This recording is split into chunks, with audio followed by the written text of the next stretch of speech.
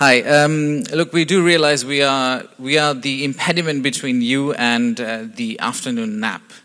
So we will try to make this time worth your penny. So when you convert Malaysian ringgit to Bangladeshi taka, investing in Bangladesh looks very good because you become rich very, very quickly. The other thing that happens when you go to Bangladesh and try to invest, as you probably know, we are incredibly good in making clothes. So even if you don't get your returns back, you will definitely look much, much better, just like all of us who have traveled from Bangladesh. So I'd like to start with a small story. A story of a 22-year-old kid. He runs a small startup in Bangladesh, and he makes robotic arms and legs for the injured, people who have lost limbs. Interestingly enough, his products have traveled across the globe. The Malaysian supply chain of chips and semicons have been baked into his product. And more interestingly, the seed money for his business actually came from one of the subsidiaries of Axiata Group called R Ventures. So this is one small example of how Malaysian investment, the Bangladeshi youth got together to do something really good for the society. And this is exactly why we are here and we are excited about the future of our country. We genuinely think that the country is actually at an inflection point. And this slide will give you a sense of why we think the country is at an inflection point. Around 1990s, the indicators that Malaysia had are precisely the indicators that we have today. And the ones that are sitting here from Malaysia, you've all experienced the journey that Malaysia has gone through in the last 30-odd years and has come where it is today. We expect Bangladesh to take the same journey, possibly not in 30, but probably in 15 years, because we'll learn from you. If this doesn't convince you, the other slide that I would like to show is this one. So if you consider the factors of production, when you try to do business, you're looking at land, labor, all these specific factors that drive competitive advantage. If you look at what Malaysia offers today versus what you could get in Bangladesh, you can easily see that there's value in considering, should you produce here and sell here, or should you produce in Bangladesh and sell here? And of course, on top of that, you have nearly half the size of Malaysian geographic territory, but nearly 6 times the population of this country caged in a small piece of land. That's your big consumer market. Actually, I don't know if you know the statistics that by 2030, the consumer market in Bangladesh is going to be the 8th largest in the world, even larger than the UK economy. As you can also see, we've done our own research. We've looked at our peer markets, our competitors, and we genuinely believe that we are at an advantage in becoming one of the factories of the globe and be able to serve to the rest of the region by producing in Bangladesh and getting it out of the country. Now, if you're convinced in why, then the next classic question that I always hear is, okay, fair enough, there's a reason to invest in Bangladesh, but where should we invest in Bangladesh? We've done our research for that. We've made your life slightly easier by doing that.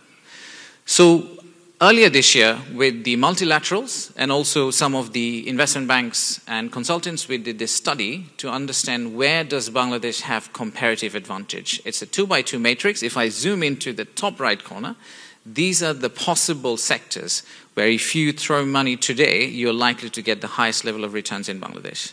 So they range from light engineering to IT enabling services. Textile, of course, is in the mix. But then you also have some more advanced stuff like pharmaceutical, agro-processing, and renewable energy.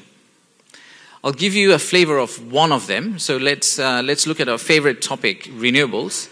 So if you look at renewables, Bangladesh has actually pledged to reduce the CO2 emission by 22% by 2030, which means we have to intervene not only in the automotives, but also in the renewable energy, the entire spectrum.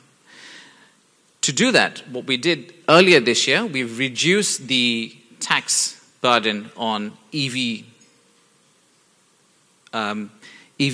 cars and EV tractors. So especially if you produce in Bangladesh, then the rates are significantly lower than the conventional vehicles and significantly lower than importing. So that's a hint. At the same time, if you go to the right-hand side, so you see that obviously 200 million people create a lot of waste, and therefore there's a huge opportunity for waste-to-energy type of recycling. Power generation, the same applies for solar. We do have our honorable energy advisor here, so please feel free to exchange cards and bombard him with your pitch. We've done significant policy adjustments in recent times in terms of tariff and non-tariff barriers, tax reductions and non-fiscal incentives to make sure that landing in Bangladesh for a specific industry or sector is far more convenient than most of the other markets. The other cross-cutting example that I would really like to cover is probably the halal industry. Now, this is a statistic that most of the people actually don't know.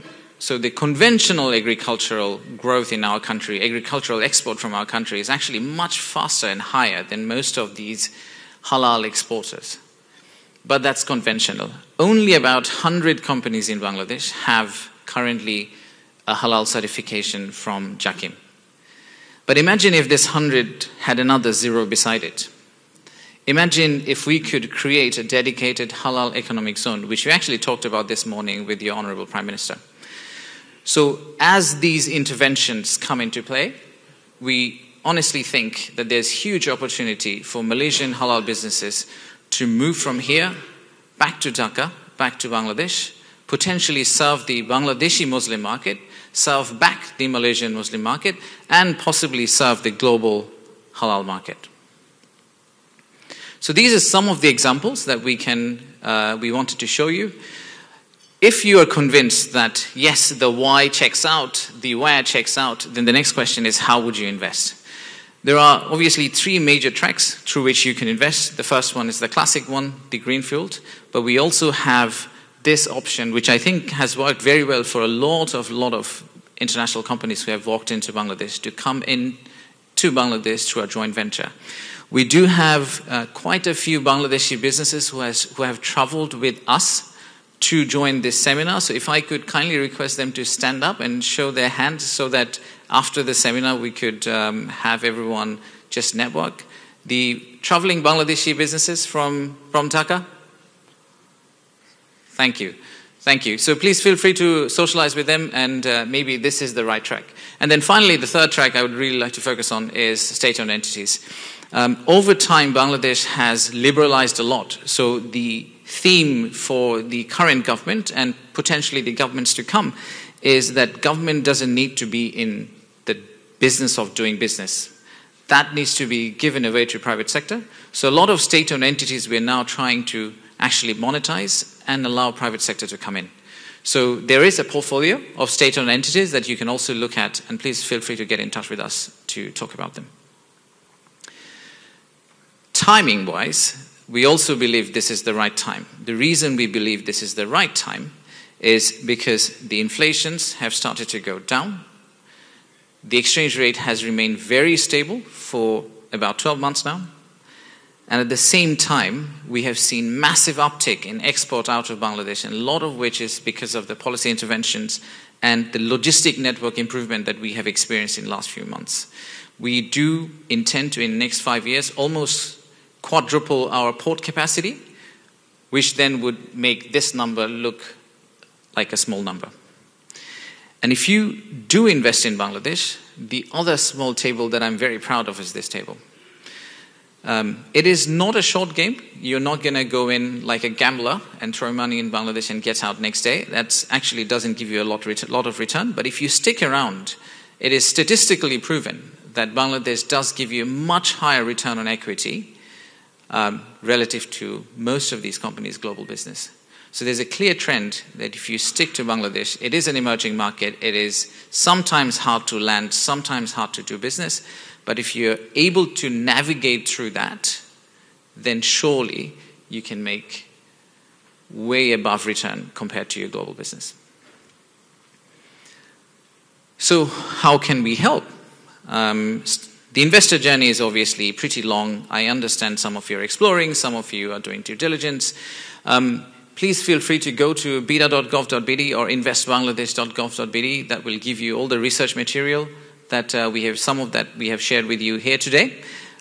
We have set up something called an investor relationship management team. So if you reach out to us, we will assign a relationship manager for you who will help you walk through the government tallies so that you don't have to try to figure out who do you need to talk to and which license do you need to get to start doing business in Bangladesh.